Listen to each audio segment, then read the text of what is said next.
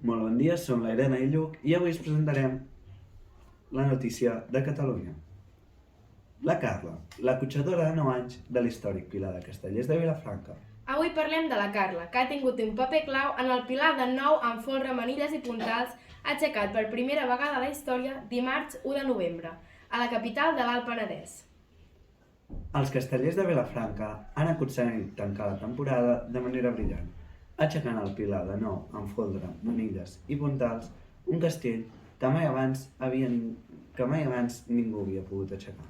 S'havia provat fa 20 anys, però sense cap èxit. A la gesta viscuda a la plaça de la Vila de Vilafranca del Penedès hi va participar molta gent, centenars de persones, cadascun amb el seu paper signat, la seva tasca. Una d'aquestes persones és la Carla, de 9 anys. Ella, com tota la seva família, els Galimans Reventós, és membre de la colla dels Verds i el seu paper en aquest castell de dificultat extrema va ser ni més ni menys que el de la cotxadora.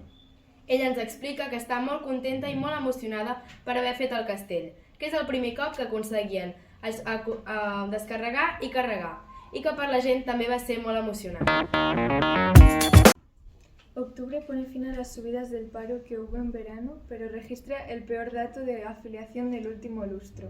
Nunca antes, desde que hay registros, había bajado tanto el paro en un mes de octubre como este año. Según las cifras de desempleo que el Ministerio de Trabajo ha hecho públicas este jueves, el paro cayó en 27.027 personas el mes pasado, lo que redujo el total de personas inscritas en los registros del SEPE a 2.914.892, una cifra sin precedentes desde octubre de 2008, cuando la gran recesión daba sus primeros pasos.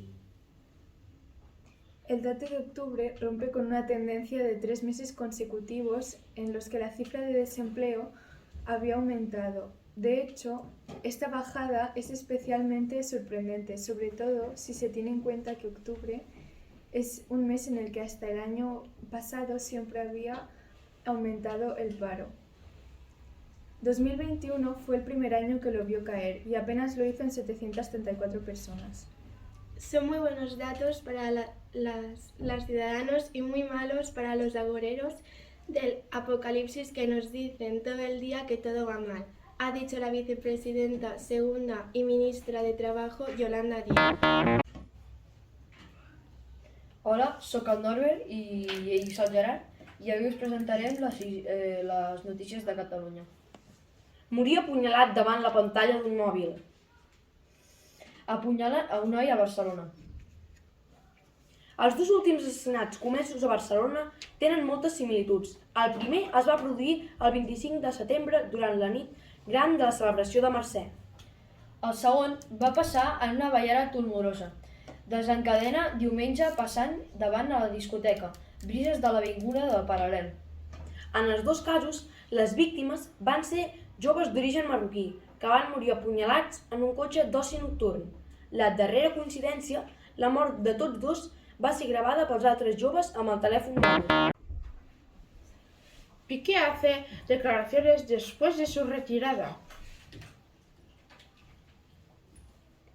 Hace poco, Piqué comunicó su retirada del Fútbol Club Barcelona después de terminar su carrera sin poder disputar ni un solo minuto en el Sadar ante los Osasuna por ser expulsado previamente en el túnel de vestuarios. Gerard Piqué le concedió su primera entrevista a Ibai Llanos en el canal de Twitch del streamer vasco. El jugador aclaró lo sucedido, trató su salida y explicó sus nuevos proyectos, pero también analizó el estado general del fútbol como producto de entretenimiento. La predicció general del temps. Dijous 10 de novembre. Cel molt ennuvolat o cobert arreu. A la tarda s'obriran algunes clarianes transitòries i al final de la jornada la nuvolositat minvarà en general. Precipitacions. S'espera precipitació al Pirineu i al Prepirineu occidental que amb el pas de les hores s'estendrà de forma més aïllada. D'oest a est, a qualsevol punt del país, preferentment a la meitat oest. Al final del dia, les precipitacions es restringiran a un punt del terç nord del país i punt del nord del litoral central. En general, s'acumularan quantitats entre minses i poc abundants, localment abundants al Pirineu Occidental, més de 20 mil·límetres. No es destacarà que les precipitacions vagin acompanyades localment de tempesta. La cota de neu baixarà dels 2.600 metres al matí fins als 1.600 metres a l'extrem nord del Pirineu al final de la jornada i fins als 2.000 a la resta del Pirineu. Temperatura. La temperatura mínima baixarà entre lleugerament i moderadament i es donarà al final del dia. Per la seva banda, la temperatura màxima serà lleugerament més alta al litoral i prelitoral sud, mentre que la resta del litoral i prelitoral serà similar o lleugerament més baixa a la resta del país. La màxima baixarà lleugerament o moderadament, sobretot al nord-oest. Els valors més alts es donaran a la meitat sud del litoral, on s'arribaran als 24 o 25 graus. Visibilitat. La visibilitat serà entre bona i regular en conjunt, en especial a zones de muntanya. A cotes elevades del Pirineu i Prepirineu serà regular o dolenta.